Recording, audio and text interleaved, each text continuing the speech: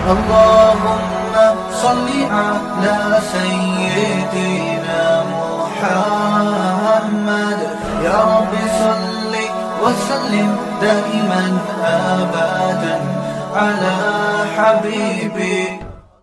الحمد لله رب العالمين، والصلاة والسلام على سيد الأنبياء والمرسلين وعلى آله وصحبه أجمعين. أما بعد، فأعوذ بالله من الشيطان الرجيم. بسم الله الرحمن الرحيم.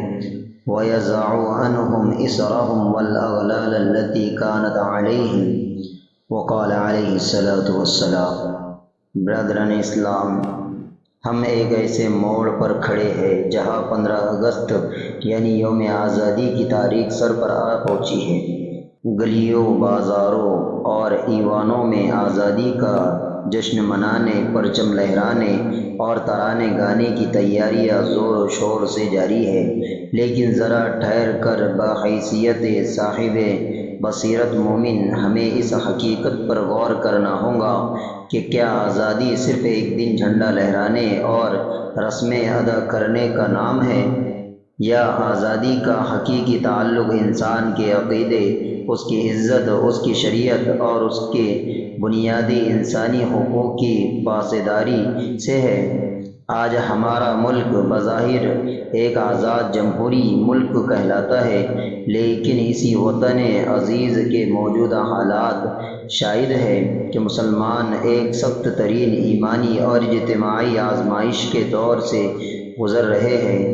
کل تک شکوہ یہ تھا کہ مسلمانوں کو معاشی و سیاسی طور پر پیچھے دھکیلا جا رہا ہے، تعلیمی میدان میں رکاوٹیں کھڑی کی جا رہی ہے، یا گائے کے تحفظ اور ماب لنچنگ کے نام پر ان کی جان و مال کو نشانہ بنایا جا رہا ہے. لیکن اب معاملہ صرف جان و مال کے نقصان تک محدود نہیں رہا، بلکہ بات براہ راست ہمارے ایمان، عقیدہ توحید اور احکام شریعت کی آزادی پر حملوں تک پہنچ چکی ہے.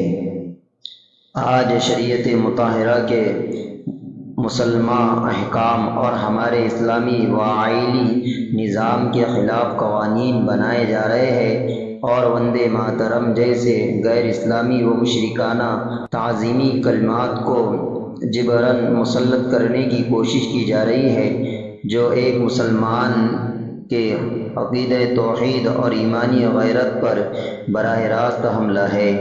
ایک طرف آئین میں مساوات کے دعوے ہیں، تو دوسری طرف مسلمانوں کے خلاف دوہرا رویہ اختیار کر کے نفرت کا ایسا ماحول عام کر دیا گیا ہے جس نے معاشرے میں مسلمانوں کو دیکھنے کا زاویہ ہی بدل کر رکھ دیا ہے.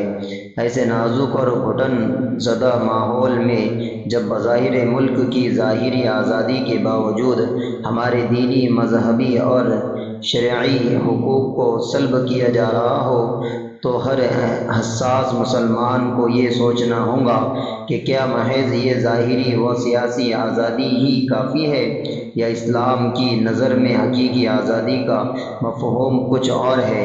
اور جب کسی قوم پر غیر اسلامی افکار اور جبری احکام مسلط کیے جا رہے ہو تو عقیدہ توحید کا حقیقی تقاضا اور ایک مومن کا ایمانی موقف کیا ہونا چاہیے؟